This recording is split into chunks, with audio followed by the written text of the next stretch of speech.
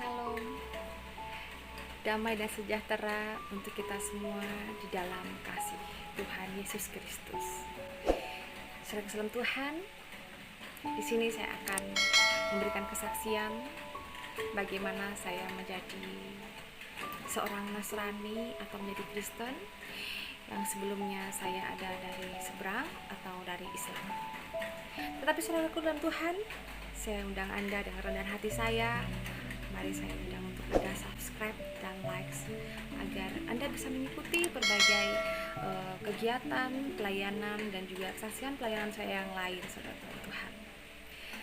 Saudara Tuhan, di sini saya akan berikan kesaksian bagaimana Tuhan Yesus sangat baik dalam kehidupan saya, khususnya juga kepada Anda semua. Amin. Tapi sebelumnya saudara Tuhan, saya akan perkenalkan diri saya. Perkenalkan, nama saya Lulu Lismardiana. Nama kecil saya di Sampang, Madura, di saat saya masih sekolah dan keluarga kecil saya manggil saya nama Dian. Ada juga yang manggil nama saya adalah Lulu. Saya dilahirkan dan besar di kota Sampang, Madura. Dan di sini saya akan memberikan penjelasan kepada Anda, siapa sih orang tua saya? Orang tua saya, saudaraku, papa saya berasal dari Pamekasan, Jalan Trunojoyo.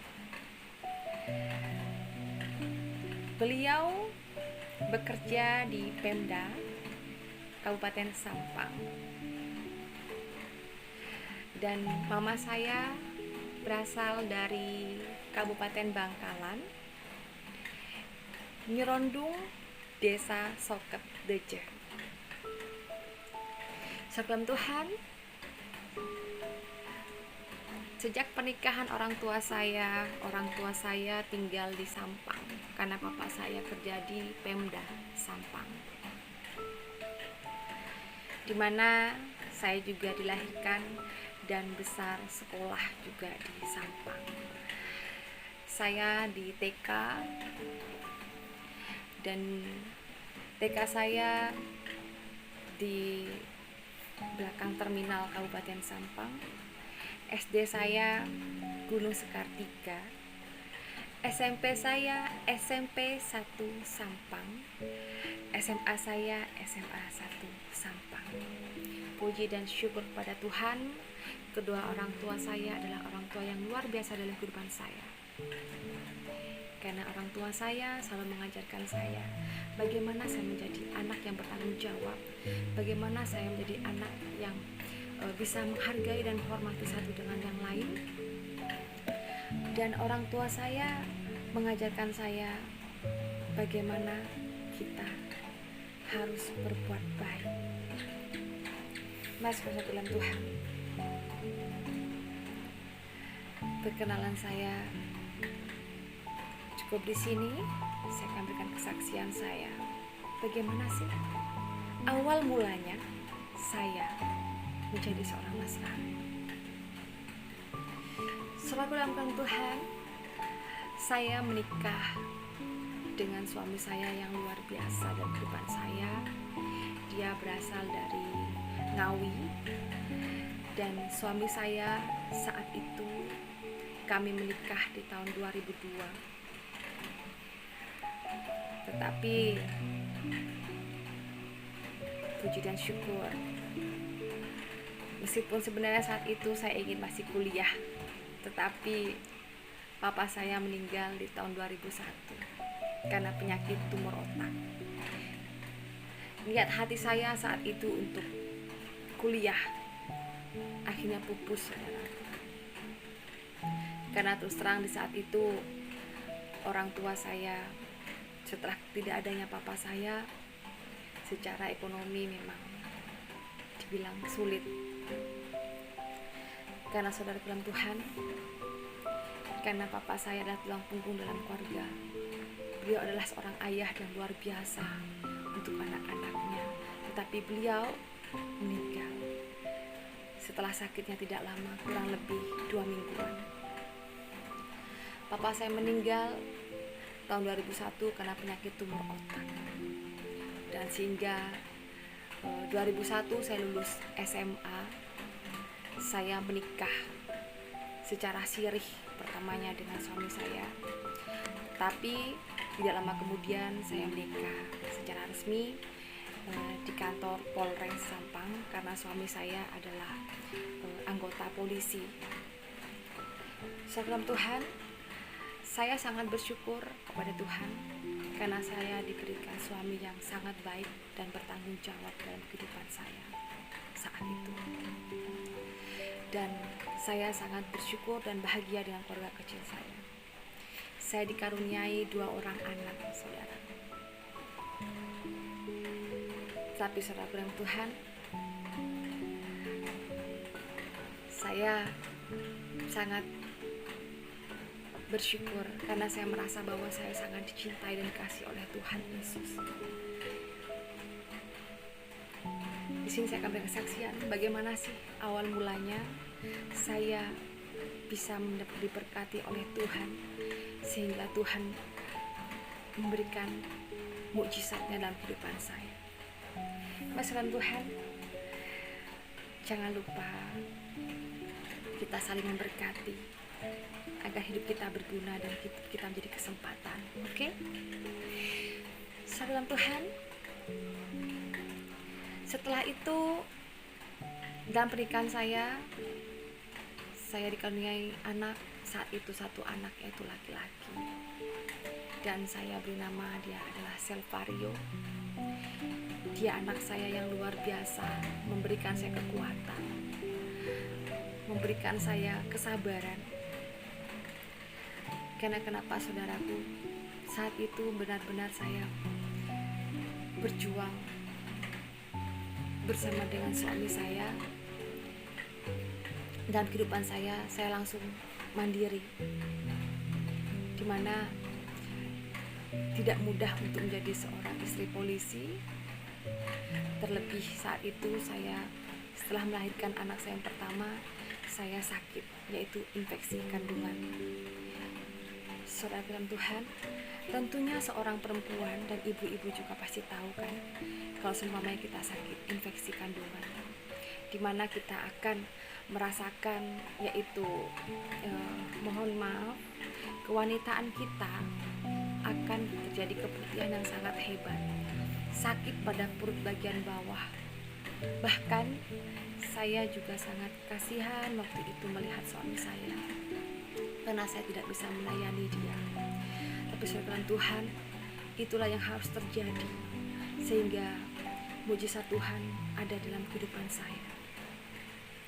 Saudaraku, setelah kelahiran anak saya yang pertama, Selvario, saya sakit infeksi kandungan dan saya sampai berobat yaitu ke klinik kandungan yang ada di Sampang, yaitu di Dr. Bahrawi.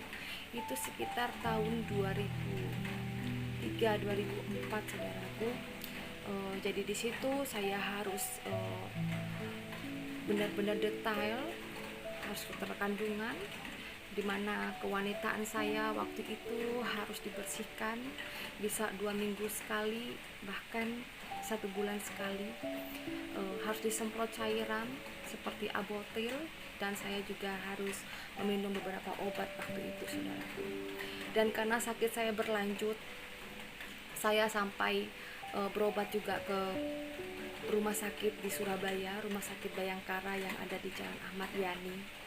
Waktu itu dengan memakai kartu Bayangkari saya, saudaraku, saya juga diperiksa di situ. Tapi saudaraku, Tuhan, meskipun sudah berbulan-bulan waktu itu saya sakit, ya, tetapi kesembuhan belum bisa saya rasakan waktu itu. Tetapi di saat saya tidur, saudaraku, saya harus ada kain sarung, saya juga harus pakai pembalut waktu itu, dan pembalut saya kurang lebih, kalau supaya saya beli waktu itu ya, produknya ya pembalut Harris ya, 50 itu bisa jadi ya 5 hari, bahkan paling lama 1 minggu, saudaraku. Karena kenapa? Cairan itu sangat banyak sekali, saudaraku. Seumpamanya pun saya misalnya mandi waktu itu ya, saya udah mandi nih kan, udah bersih, tetapi setelah itu akan keluar cairan itu yang keluar dia cairannya bening, kental, dan sangat gatal, saudara.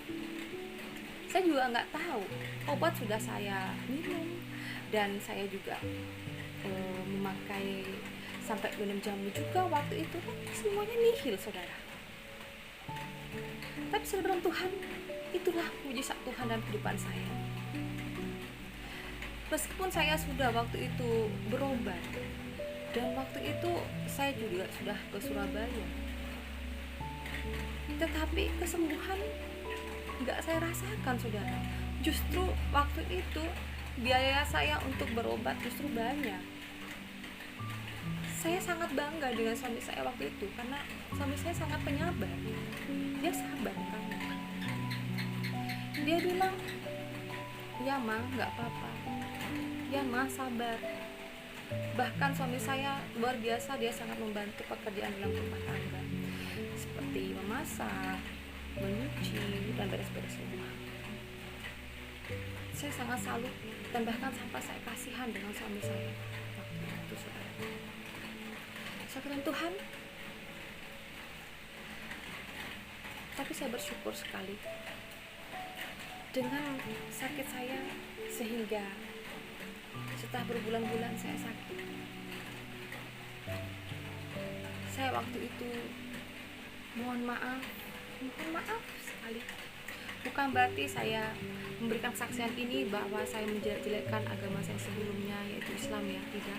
Tetapi ini tulus dalam hati saya hanya memberikan kesaksian sebagai saya seorang Nasrani. Saya mohon maaf. Waktu itu saya sudah menjalankan sholat, saya juga mengaji, tetapi saya merasakan belum ada kesembuhan. Saya sampai putus asa waktu itu, saudara. Kenapa? Supaya pun saya tidur, saudaraku, saya tidak tahu apakah besok saya harus bisa bangun atau tidak. Semuanya kalau saya tidur waktu itu, saudara, saya hanya pasrah kepada Tuhan. Saat saya tidur, apakah saya bisa bangun? Di saat saya bangun, ya Allah, alhamdulillah, saya masih dikasih nafas, saya masih dikasih hidup. Saya hanya waktu itu melihat anak saya, Silvario. Tuhan, kalau saya nggak ada, saya harus bagaimana? Anak saya bagaimana, saudara? Ketakutan akan kematian itu ada, saudara. Karena waktu itu apalagi anak saya masih kecil. Dan saudara dalam Tuhan,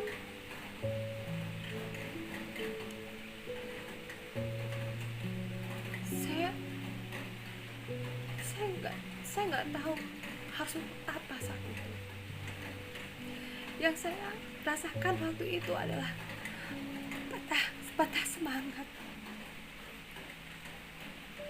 Tapi yang membuat saya mempunyai semangat waktu itu, saya memiliki suami saya yang baik, saya memiliki anak. Saya hanya berdoa sama Tuhan. Setiap saya melihat orang, suami istri bisa berjalan, disitulah saya berpikir, Tuhan, saya pengen seperti orang itu. Saya pengen sembuh, saya pengen sehat. Saya kasihan dengan suami dan anak saya. Tapi saudara dalam Tuhan, kesembuhan itu nggak ada, nggak saya rasakan waktu itu. Apalagi waktu itu Dokter Bahrawi, dokter kandungan di Sampang waktu itu sudah pernah mengatakan kepada saya bahwa saya kalau tidak diangkat rahim saya, kandungan saya akan semakin parah. Dan beliau mengatakan bahwa sakit saya bisa akan menjalar ke bagian yang lain. Dan saya pun juga sulit, bahkan tidak bisa punya anak lagi. Tapi saudara, saya waktu itu ada penolakan dalam diri saya. Saya nggak mau kalau rahim saya diangkat. Saya nggak mau. Karena buat saya Saya ingin punya anak banyak, Tuhan. Saya ingin punya anak lagi. Saya ingin sembuh. Saya ingin sehat. Yang saya lihat waktu itu kekuatan saya adalah suami dan anak. Saya tetap sholat. Saya tetap mengaji. Tapi nggak ada. Saya rasakan lebih nyaman hidup saya. Keadaan saya waktu itu. Apalagi suami saya juga dinasnya di sebuah desa, yaitu desa Tambelangan, dimana kalau untuk pergi ke dokter itu juga kurang lebih 30 menit ya, atau mungkin 1 jaman lah kalau pakai motor santai-santai. Saat itu saya sakit sekali, saudara. Saya sudah putus asa. Tapi saudara bilang, Tuhan, tapi apa yang terjadi? Di tengah malam saya bermimpi, saudara. Saya bermimpi kalau saya dibawa oleh sosok berjubah putih. Tangan saya sebelah kanan dibawalah, ditariknya tangan saya ini. Saya waktu itu bilang, kamu siapa? Kamu siapa? Kamu ini siapa? Semakin saya mau narik tangan saya, sosok itu semakin kuat menggenggam tangan saya. Tetapi malah saya dibawa ke sebuah tempat. Di situ saya melihat begitu banyak orang disiksa, saudara. Saya melihat dengan jelas sekali dan saya merasakan panas waktu itu. Saya melihat orang berjalan di ketinggian. Orang itu nggak mau jalan, saudara. Orang tuh banyak berjejer. Tuhan, tolong. Tuhan, ampun. Tuhan, tolong.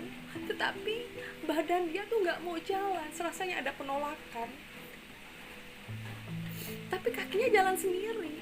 Dan akhirnya orang tuh nyemplung masuk dalam lahar panas. Saya melihat orang juga diikat. Dia dipukul oleh seperti bola besi. Dipukul, saudara. Hancur, balik lagi. Hancur, balik lagi. Bola itu seperti berduri-duri. Dan itu dihancurkan ke badan mukanya, saudara. Dan saya dengan jelas sekali, saya melihat seperti minuman. Di saat diminum, namanya bibir dan tenggorokan ini habis, saudara. Habis. Ampun Tuhan, ampun, begitu banyak nyaring. Waktu itu orang menangis, meminta ampun, meminta tolong. Sangat sakit kepala saya, kuping saya ini sakit telinga untuk mendengarkan perkataan-perkataan ampun. Saat itu saya nanya, kamu ini siapa? Ini di mana? Aku nggak mau di tempat ini. Tempat ini panas, panas sekali, saudara. Saya merasa ketakutan waktu itu. Lalu tanpa kata-kata sekalipun, saya hanya bisa melihat begitu banyak orang disiksa-siksa.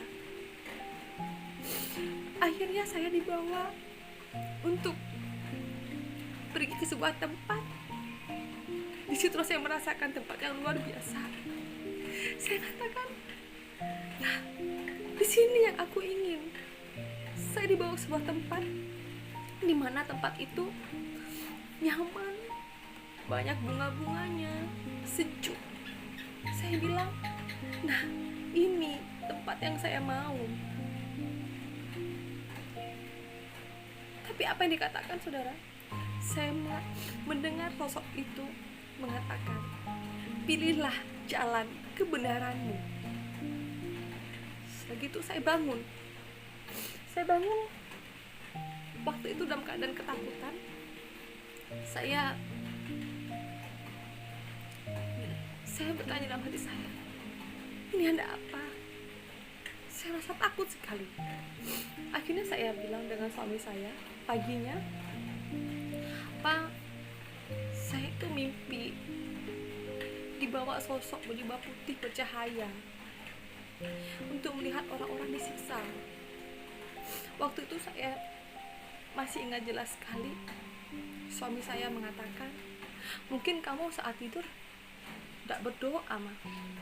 Saya bilang, saya berdoa. Bagaimana saya harus lupa doa? Sedangkan saja takut mati waktu itu. Setelah saya sakit parah, saya takut mati, saudara. Dan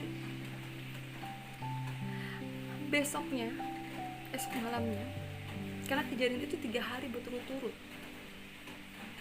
saya tidur, saya ketakutan, saya tetap tidur, saya berdoa, lalu saya tidur.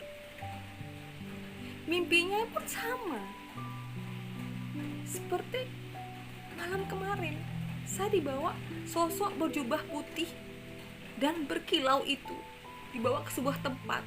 Saya melihat banyak orang disiksa. Setelah hari kedua itu, saya bilang ke suami saya, pokoknya aku minta tolong sama kamu. Malam ini aku temenin tidur, aku takut. Lah gimana, Ma?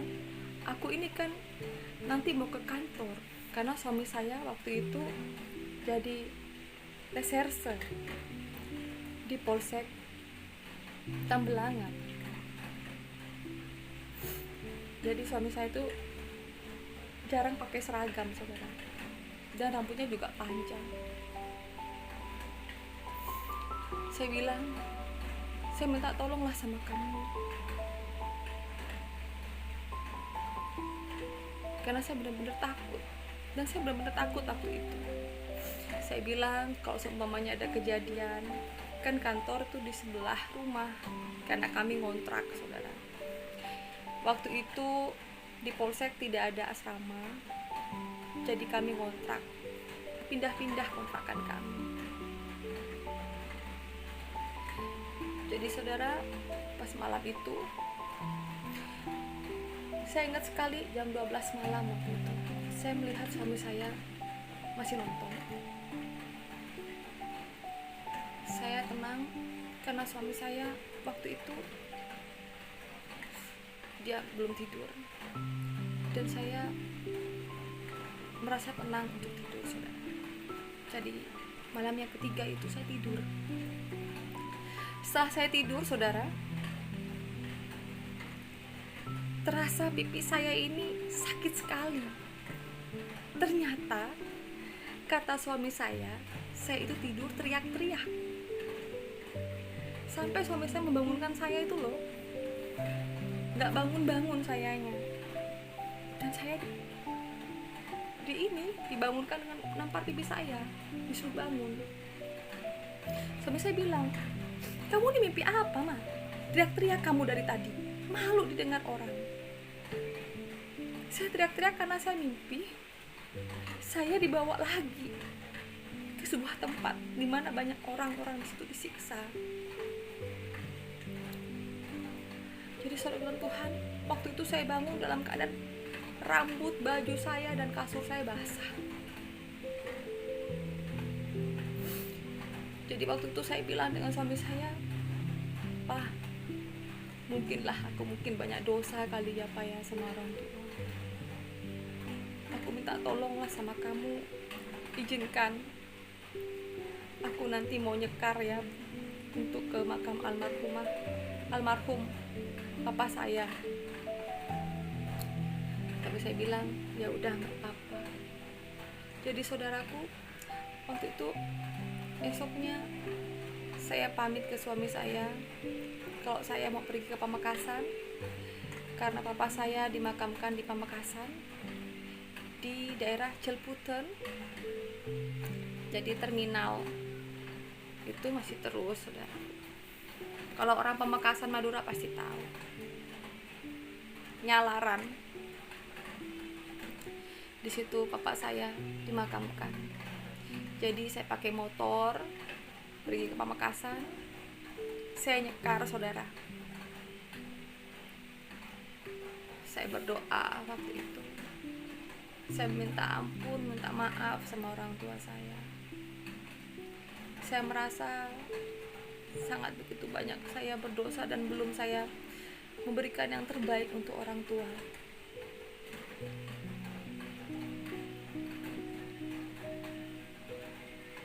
Di saat itu saudara, setelah saya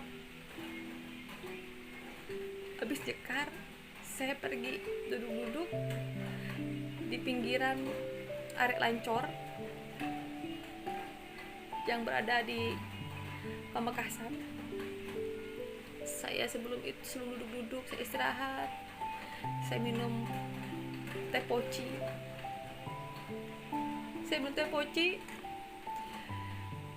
Saya sambil melihat-melihat. Tetapi apa yang saya lihat, saudara? Saya melihat ada gereja Katolik di situ, yaitu gereja Katolik, dan saya melihat spanduk waktu itu ya, gambar-gambar, yaitu gambar Yesus. Waktu itu saya berpikir, saudara, enggakah yang datang pada saya, yang mimpi itu loh, enggakah sosok-sosoknya seperti itu? Tapi saya dalam benak saya gini, enggak mungkin. Masa iya sih Tuhannya orang Kristen datang ke saya? Saya ini kan bukan orang Nasrani. Masa iya Tuhannya orang Kristen salah alamat, datang bukan pergi ke umatnya? Saya berpikir lagi,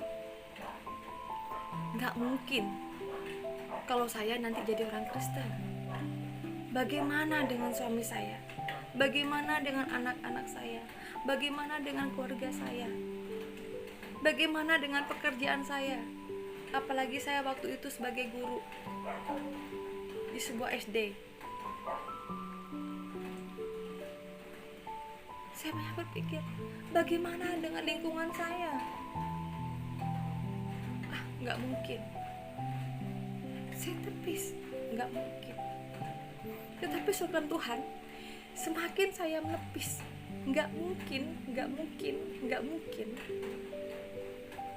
Tapi yang terjadi, saya semakin penasaran.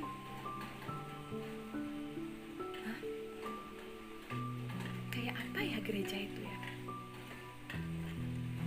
Orang Nasrani kalau sembahyangnya gimana ya? Timbullah waktu itu dalam hati saya berkecamuk. Ada penasaran yang begitu besar.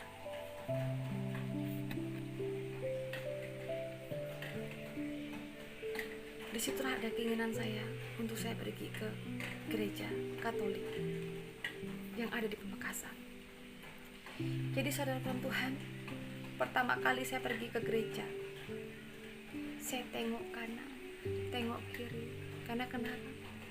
Saya takut kalau kelihatan oleh keluarga dari papa saya. Tapi waktu itu saya beranikan diri. Saya pergi, tetapi saya nggak tahu mau cari siapa.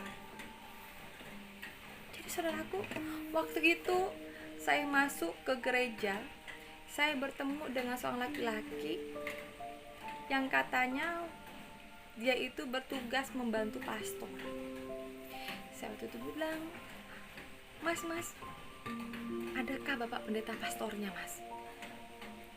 Orang itu bingung, saudara. Maksudnya Mbak mau ketemu dengan siapa?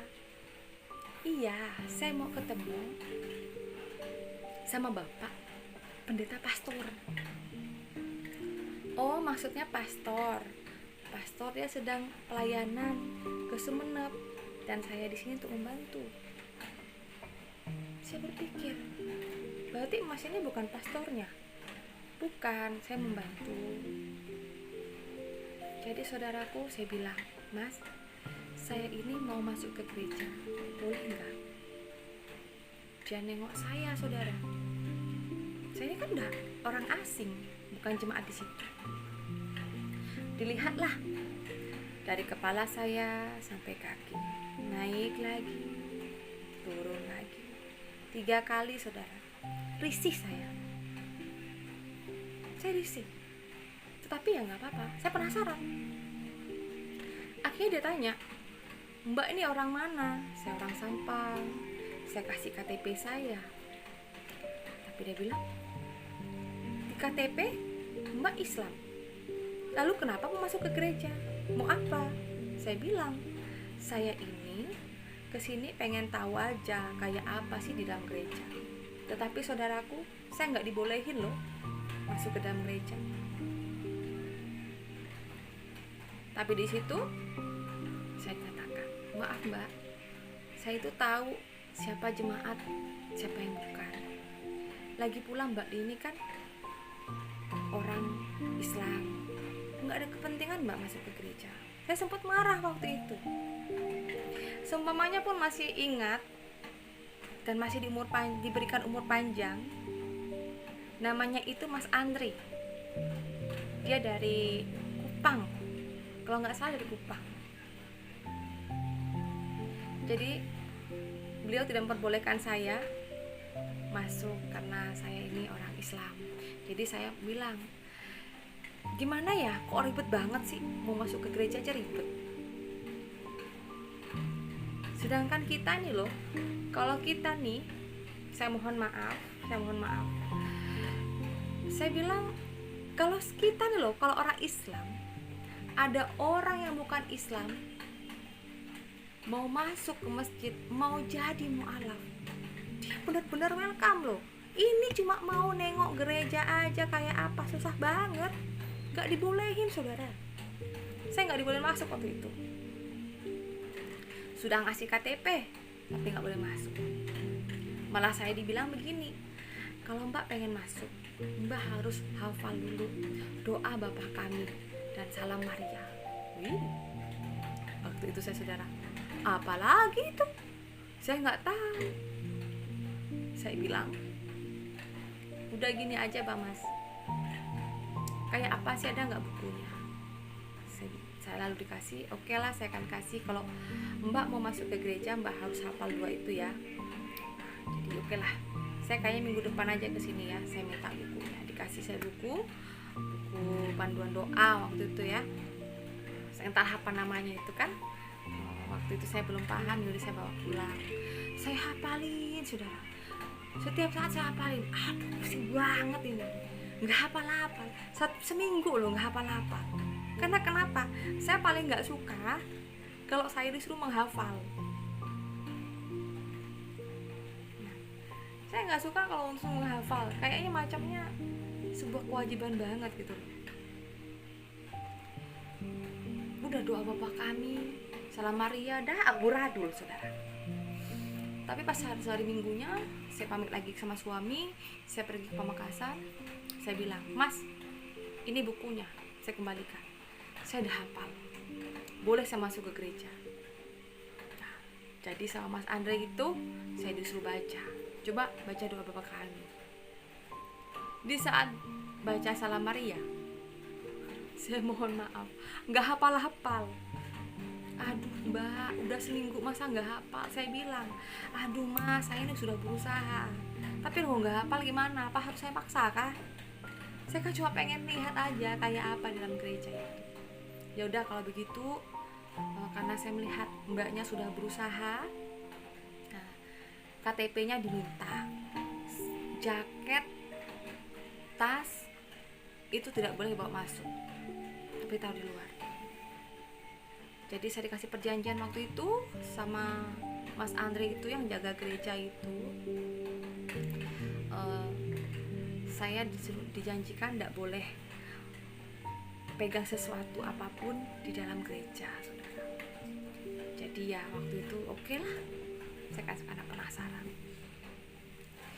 Jadi saudara, waktu saya masuk dalam gereja, waktu dibuka pertama kali gereja itu, saya merasakan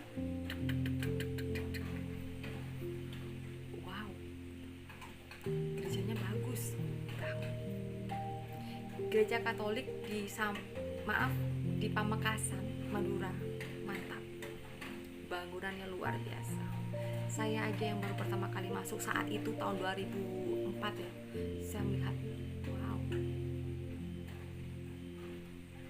Dan waktu itu Mas Andri bersih-bersih gitu kan, bersih-bersih gitu, segala tempat duduk, bangku-bangku. Nah, waktu itu kan karena saya dari Sampang ke Pamekasan itu kan kurang lebih 1 jam perjalanan pakai motor. Saya kepanasan nih saudara. Di belakang pintu saya melihat ada sebuah tempat air. Jadi di situ tanpa saya nanya ke Mas Andri, saya cuci muka saudara. Saking kepanasan waktu itu. Waktu Mas Andri itu melihat saya, marah dia saudara. Mbak, kan udah saya bilang jangan pegang sesuatu. Saya bilang saya cuma pegang air, saya nggak pegang sesuatu apapun, cuma air, karena saya ngerasa muka saya kepanasan banget. Mbak, ini adalah air kudus, nggak boleh dipakai seperti itu. Saya minta maaf lah saudara waktu itu. Dimarah 1 kali. Ingat ya, janji ya, nggak boleh pegang-pegang lagi. Oh iya, saya nggak apa-apa, nggak pegang-pegang lagi. Saya tuh saudara, Mas Andri bersih-bersih lagi, saya berjalan ke depan. Lalu di situ saya naik ke altar, karpet merah. Saya tengok-tengok, bagus banget. Habis gitu dipanggil lagi, dia teriak-teriak saudara.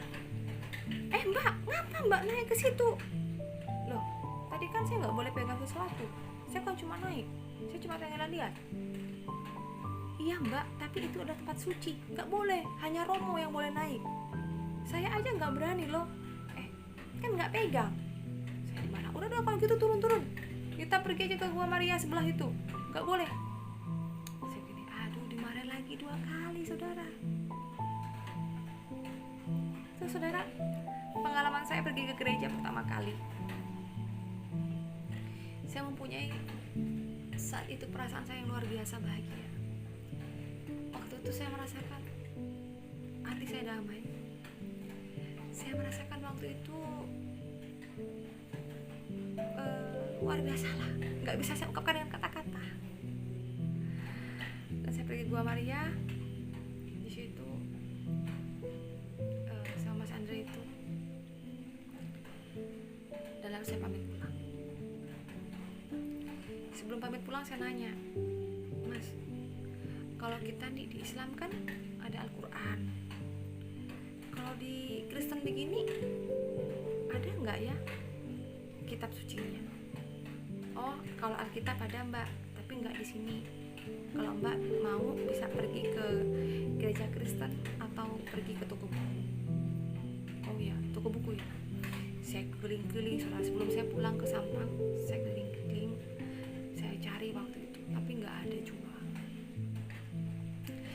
Jadi sepanjang saya di rumah, saya berpikir kayak apa ya kitab sucinya orang Kristen tuh. Semakin mempunyai perasaan saya itu semakin penasaran. Dan setelah itu saudara, setelah saya pergi pulang dari gereja, kurang lebih sekitar semingguan, ada hal yang aneh saudara. Di saat saya di kamar sendirian, karena suami saya kan jarang di rumah, saya melihat sosok berjubah putih itu benar-benar saya lihat saudara. Dan saya nggak bisa ngomong apa. Begini, anakku, engkau akan melayaniku. Anakku, pilihlah jalan kebenaran. Mulut saya mau ngomong, mulut saya mau teriak, tapi nggak bisa. Setelah sosok itu menghilang, saya lalu berpikir, apa ini? Saya sudah melakukan kewajiban saya.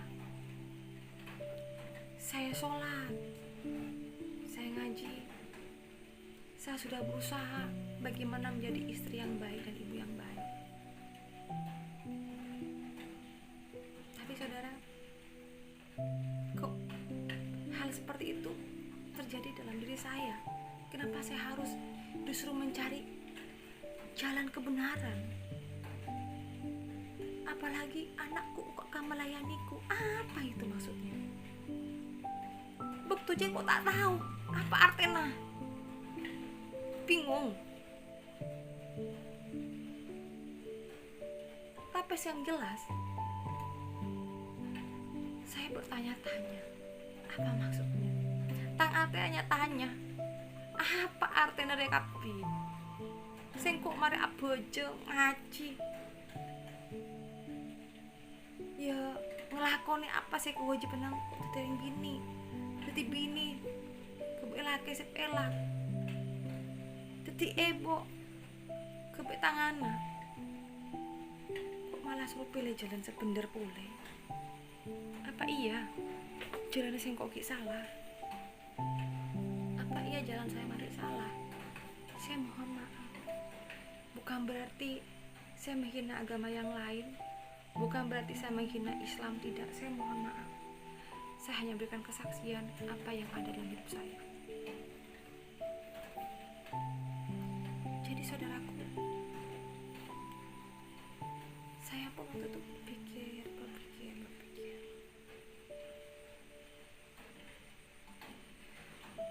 Dan di saat beberapa hari kemudian, saya bilang dengan suami saya. Waktu itu suami saya lagi santai-santai di depan polsek. Saya masih ingat sekali, di bawah pohon jambu. Karena di polsek itu di depan kantor ada pohon jambu air. Kalau orang Madura bilang kak bungkan kelampok, ibu benkan kelampok kok bentak bitang lake. Di bawah pohon jambu air itu saya bilang dengan suami saya, berbincang-bincang, Pak, seumpamana sengko ajar agama Kristen dalam. Seumpamanya saya mau belajar agama Kristen, bagaimana? Jawaban suami saya, gila kamu, jinting kamu, dah kebanyakan obat kamu tuh sakit, nah kayak kamu gila. Saya masih ingat perkataan suami saya, mon baan gila ketibi, cocok ngajak sengko, cocok ngajak anak, gila ketibi baik. Sengkok bentak tanggung jawab seumpamana orang yang derma-derma kebon pun nebak jepek karena salah. Suami saya bilang waktu itu, kalau mau gila aja sendiri, jangan ngajak-ngajak saya, jangan ngajak-ngajak anak.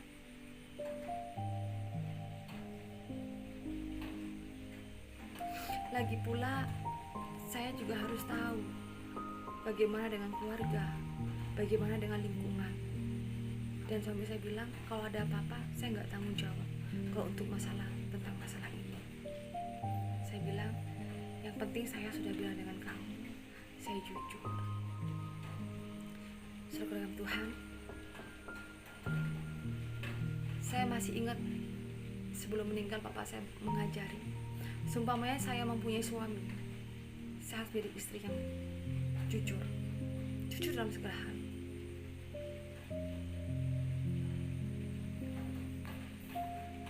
Jujur tentang keuangan, jujur tentang perkataan dan tindakan.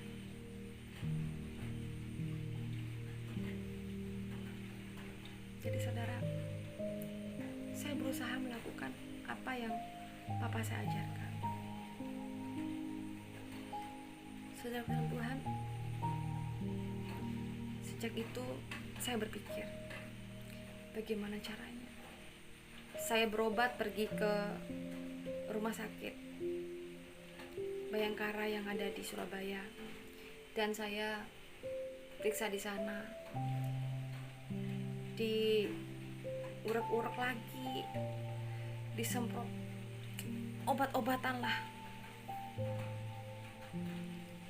Dan saya juga pulangnya pergi ke toko buku, nggak ada yang jual Alkitab waktu itu, saudara. Saya patah semangat. Tapi waktu itu kan saya sudah punya Facebook, saudara. Lalu saya mempunyai teman saya dari Sulawesi, waktu itu teman Facebook ya. Beliau dari Jawa, tapi dia jadi guru di Sulawesi Tengah. Saya bilang, dia kan laki-laki, Mas kan orang Kristen ya? Iya, Mas, bagi saya lah Mas, untuk saya mau belajar, mau baca-baca Alkitab. Kamu beneran?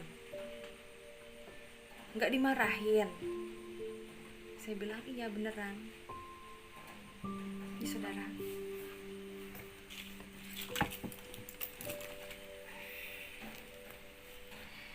apabila kawan itu masih ingat, saya masih nyimpen loh, udah lama, sobek. Ini adalah pembungkus Alkitab yang dia kasih sama saya. Pertama kali saya mempunyai Alkitab yang beliau kasih pada saya. Saya senang banget. Tapi saudaraku, untuk mendapatkan Alkitab ini dari dia, saya bilang dengan dia, gimana caranya mengirim biar aman ya. Akhirnya oleh kawan saya itu Alkitabnya dibungkus di kotak sepatu. Di situ di kotak sepatu dikasih bungkusnya transparan. Jadi setaunya saya beli sepatu gitu. Dikirimlah ke rumah orang tua saya waktu itu. Waktu itu diterima sama kakak saya perempuan. Dek, kamu beli sepatu apa? Jangan Mbak, itu sepatu punya kawan, titipan. Sebenarnya kotak sepatu itu isinya Alkitab, saudara. Jadi pas waktu saya bawa ke kampung ya, ke desa tuh, saya baca-baca. Hati saya semakin hari semakin tenang, saudara. Ini ya. Akhirnya disitulah saya nggak tahu kenapa, saudara, semakin hari saya membaca Alkitab itu, meskipun diam-diam, sembunyi-sembunyi, waktu itu saya semakin damai hati saya. Akhirnya situ saya mantap, saya berdoa di kamar. Saya bilang, Tuhannya orang Kristen, jika memang benar Tuhannya orang Kristen adalah ada, Tuhannya orang Kristen itu memang ajaib, saya minta kesembuhan. Kalau saya sampai diberikan kesembuhan, baru saya percaya. Itu doa saya, saudara. Saya minta kesembuhan pertama. Luar biasa, Tuhan Yesus ajaib, Tuhan Yesus dahsyat, Tuhan Yesus luar biasa dalam kehidupan saya, saudara. Dan saya pasti, dan saya yakin itu pun juga untuk Anda, untuk orang-orang yang percaya. Disitulah saudara bilang, Tuhan, keajaiban mukjizat dari Tuhan yang saya dapatkan adalah kesembuhan. Praise the Lord. Tidak butuh waktu lama, saudara. Semakin hari, sebulan, 2 bulan, cairan yang biasanya keluar banyak itu semakin hari nggak ada. Sakit di perut saya pun nggak ada. Sampai saya bilang dengan suami saya, Pak, saya mau periksa deh ke dokter Barabi lagi. Suami saya bilang, ayo, diantar. Setelah di USG, dokternya aja bingung, saudara. Ibu ini minum obat apa ya? Atau minum jamu kah? Nggak ada, dokter. Tapi di sini bagus semua. Karena dokter kan tahu ada riwayat sakit saya di situ. Saya bilang, terima kasih Tuhan ya orang Kristen. Tapi saya berdoa lagi saudara. Saya minta mujizat lagi. Saya berdoa dengan diam-diam. Saya berdoa, Tuhan ya orang Kristen, jika memang benar penyakit saya disembuhkan oleh Tuhan ya orang Kristen, saya mau minta bukti lagi. Dokter mengatakan bahwa saya tidak akan bisa punya anak lagi karena penyakit saya kemarin itu infeksi kandungan. Sampai disarankan saya untuk diangkat rahim, tapi saya nggak lakukan. Saya minta bukti punya anak, tapi anak saya harus perempuan ya Tuhan ya orang Kristen. Saudara Tuhan, tahu nggak? Begitu bandelnya saya aja yang waktu itu belum benar-benar percaya kepada Tuhan Yesus. Saya meminta dan saya dikasih loh. Apalagi Anda yang sudah percaya dan yakin, pasti dikasih. Saya aja waktu itu belum benar-benar percaya, minta bukti, dikasih loh saudara. Amin. Ayo saudara, nggak butuh waktu lama. Beberapa bulan kemudian, saya bilang dengan suami saya waktu itu, Pak, saya ini perut saya kok keras ya. Padahal saya baru seminggu yang lalu lah saya sudah selesai menstruasi. Tapi kenapa kok perut saya sakit, kok keras gitu kan. Saya habis kerja waktu itu kan di Tambelangan, di desa itu kita kesulitan air, jadi yang ditampung tuh air hujan saudara. Suami saya aja bahkan kalau nyuci kadang dia bawa karung pergi kurang lebih berapa kilo ya gitu kan, pakai motor cuci gitu. Kami pun kadang nyuci itu jauh saudara karena nggak ada air. Jadi pas waktu hujan saya ngangkat air saudara, angkat air, perut saya sakit macam kayak kram gitu. Saya bilang, aduh Pak, mana perut aku keras lagi nih, jangan-jangan penyakit aku kambuh lagi, periksa yuk. Saya bilang, diperiksa lah. Setelah di dokter Barawi itu saudara, dokternya bingung, saya pun bingung. Ibu ini hamil 3 bulan lebih, sudah mau 4 bulan. Hah? Gak mungkin dokter, saya aja sekitar kurang lebih seminggu yang lalu saya menstruasi, udah bersihnya, gak mungkin saya hamil. Iya Bu, ini sudah dilihat nih USG nih, ibu tuh hamil mau 4 bulan. Hah? Naik lagi, coba dokter periksa lagi deh. Bener ada. Saya gini, oh ya Kak, waktu itu saudara, saya lagi seneng, pokoknya bercampur aduk lah gitu kan. Sepanjang jalan saya bilang dengan suami saya, Pak, bener gak sih aku hamil nih? Padahal aku ini kan menstruasi. Ya gak apa-apa kalau hamil, siapa tahu anakmu itu nanti perempuan, anakku perempuan. Karena suami saya kan pengen punya anak perempuan waktu itu saudara. Saya dalam hati saya gini, Tuhan, jika memang benarnya Tuhan yang orang Kristen memberikan saya ini kandungan ini, saya minta anak ini adalah perempuan. Saya ingin membuat suami saya bahagia. Saya pengen suami saya senang. Saya setiap hari berdoa. Waktu itu saya masih sholat, meskipun jarang-jarang. Saya ngaku sholat tapi jarang-jarang waktu itu saudara. Jadi waktu itu setelah sembuh, saya hamil kan. Saya berdoa pengen punya anak perempuan. Dan setiap bulan saya itu di USG. Bener gak sih? Karena saya menstruasi terus normal sampai saya melahirkan di bulan yang ke-10.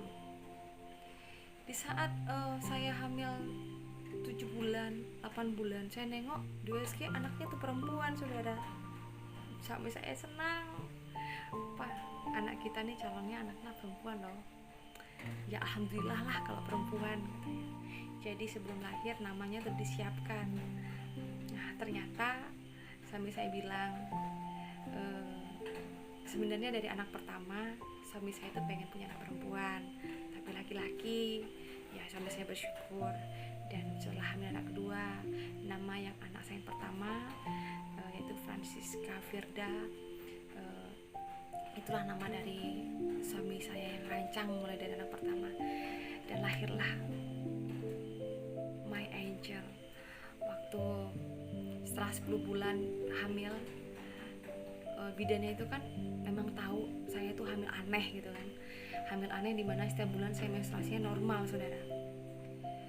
Ya banyak, normal seminggu kan. Setelah bulan ke-10 saya dipanggil, Bu Pri, sini, katanya Ibu Rosidah kan, beliau bidan di Kecamatan Tambelangan, Sampang. Jadi waktu itu bidan itu kan memang bingung kenapa saya hamil tapi kok normal ya, sampai pernah saya dilihat loh saudara waktu menstruasi. Nanti kalau kamu menstruasi pergi ke rumah ya, saya pengen ngeceknya. Emang banyak menstruasinya normal. Makanya saat bulan 10 dia yang gelisah, pokoknya Bu Pri, kalau misalnya kamu nggak melahirkan di bulan 10 ini, seminggu lagi pokoknya saya antar kamu ke sana. Mau antar aku, pokoknya entah kamu ke dokter mana, apa mau di normal atau operasi atau bagaimana. Ya Bu, saya berdoa saudara, puji syukur waktu itu. Lalu setelah 2 hari ibu itu bilang ke bidan, saya langsung ada tanda-tanda mau melahirkan. Dan di saat melahirkan, di tanggal 31 Desember 2006, saya melahirkan seorang anak perempuan. Dan waktu itu saya haru sekali. Waktu masih di bawah saya nangis. Bu, anak saya sehat? Sehat. Bu, anak saya laki-laki atau perempuan? Perempuan. Waktu itu saya ngerasa Tuhan ya orang tersentuh luar biasa dalam hidup saya, saudara. Saya diberikan apa yang saya minta. Lahir anak perempuan dalam keluarga saya bahagia. Tetapi ada sesuatu yang mengajak dalam diri saya. Bagaimana nih Tuhannya orang Kristen? 2 kali saya meminta, saya diberikan.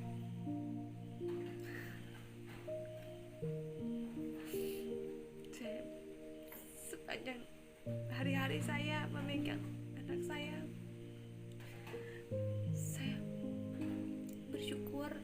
Tetapi di balik itu saya juga banyak bertanya-tanya, apa yang harus saya lakukan? Setiap saya minta kepada Tuhan yang orang Kristen ini, saya diberikan. Tapi itulah saudara,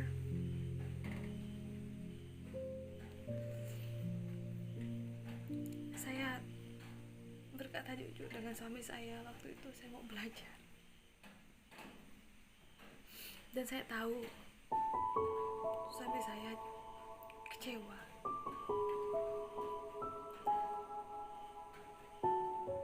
Saya tahu, bahkan tanpa sepengetahuan suami saya pun, saya nangis. Ada perasaan saya yang bergejolak.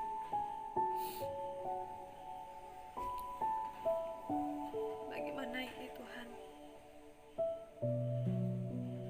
Apa yang harus saya lakukan? Saya sebagai seorang bayangkari, saya sebagai seorang istri, saya sebagai seorang ibu, saya sebagai seorang guru, saya harus mulai dari mana Tuhan? Karena memang semakin hari diam-diam saya belajar Alkitab, saya merasa tenang hidup saya. Tetapi berbeda, rumah rumah tangga saya semakin hari semakin tidak baik.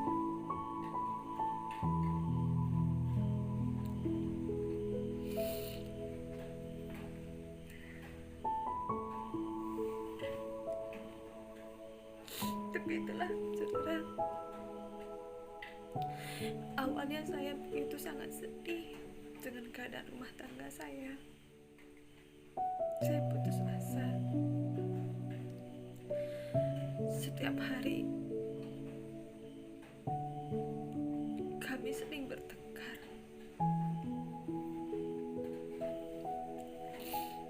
Semakin hari tidak ada kedamaian dalam rumah tangga saya.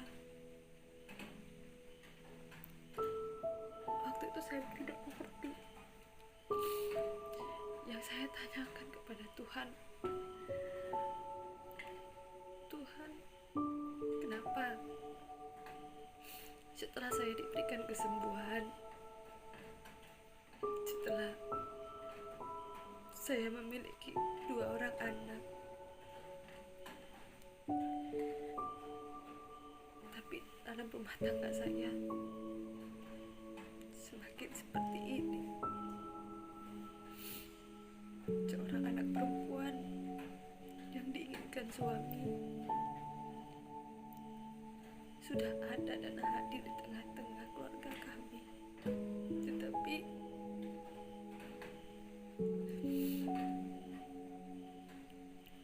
membuat keluarga kami semakin tidak harmonis.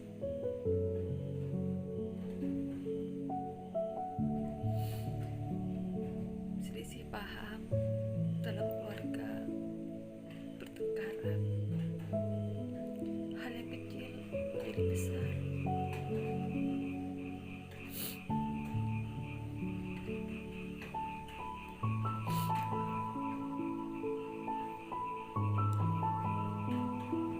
Saya sudah berdoa,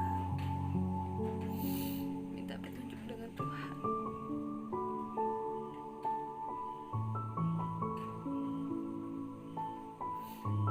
Akhirnya di 2010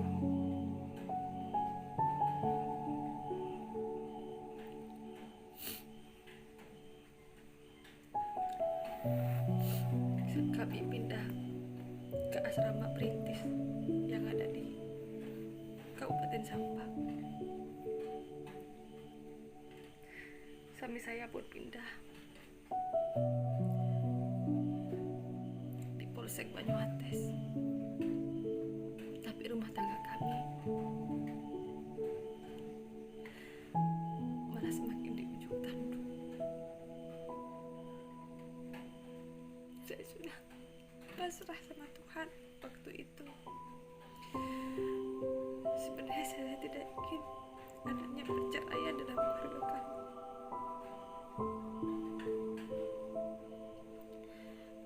Tapi kami semakin hari semakin jauh. Saya sangat mencintai suami saya. Saya kasihan dengan anak saya.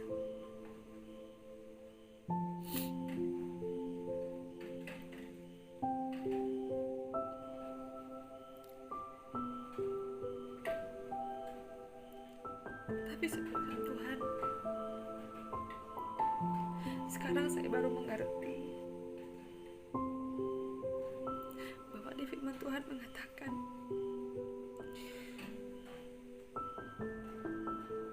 bahwa terang tidak bisa bersatu dengan gelap.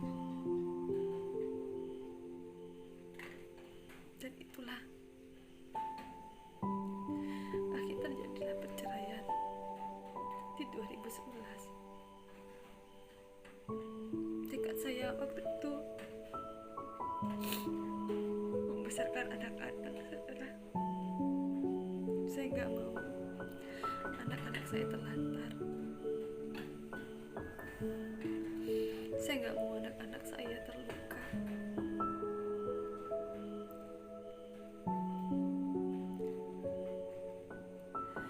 Meskipun saya setelah bercerai tinggal di rumah kos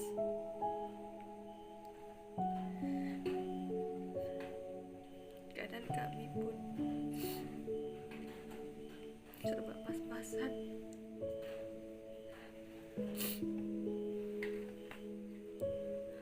Saya berdoa, saya sering menangis, saudara. Tuhan, ya orang Kristen, kenapa ini terjadi?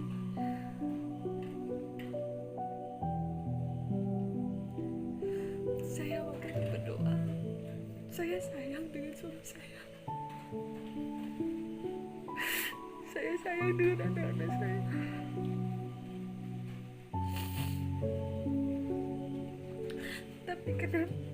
Tapi kenapa saya harus adanya perceraian dalam keluarga saya?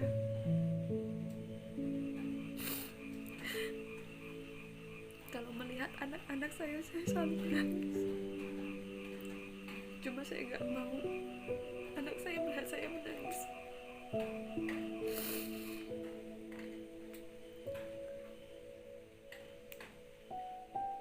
Tapi saudara Tuhan, setelah itu saya banyak baca firman Tuhan. Saya bekerja dengan lebih giat lagi. Saya juga berusaha waktu itu untuk mengampuni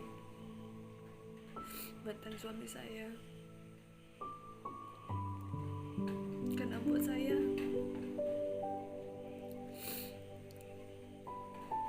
bagaimanapun juga mantan suami adalah bapak dan anak saya. Dan saya juga membaca di firman Tuhan,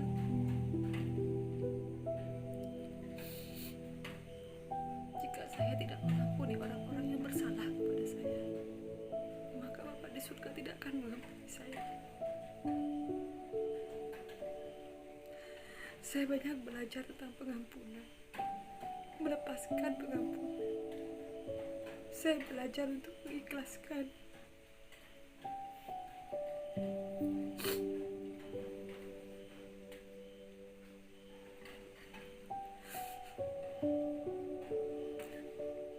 Saya belajar untuk mendoakan. Saya belajar untuk memberkati.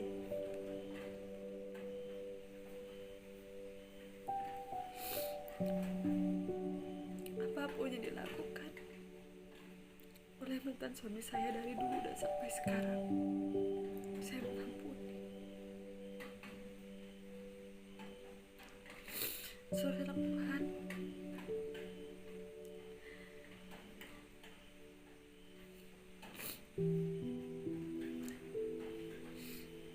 kesaksian tentang mukjizat ini, saya bertemu dengan Tuhan Yesus dan kesembuhan mukjizat.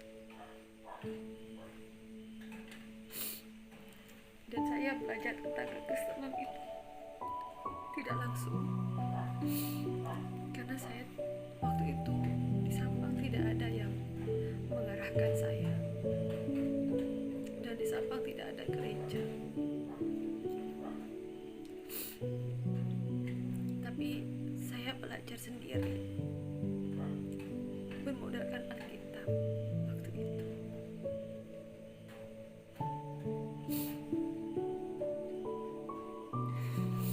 Dan setelah saya bercerai, saya disibukkan dengan pekerjaan karena saya harus menghidupi kedua anak saya.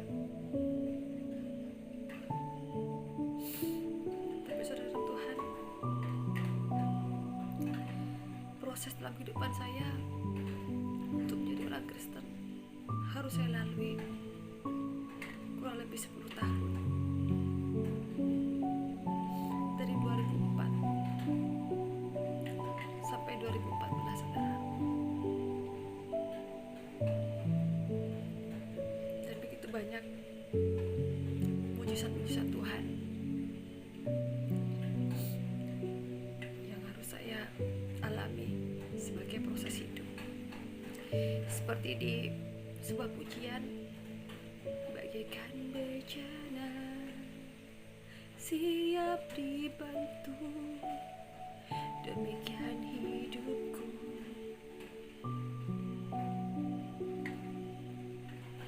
Kita adalah bejana, saudara, yang harus siap dibentuk seturut kehendak Tuhan. Saudara dalam Tuhan, inilah kesaksian saya, mujizat saya, bagaimana saya pertama kali meyakini bahwa Tuhannya orang Kristen itu ada, dan semoga bisa memberkati Anda.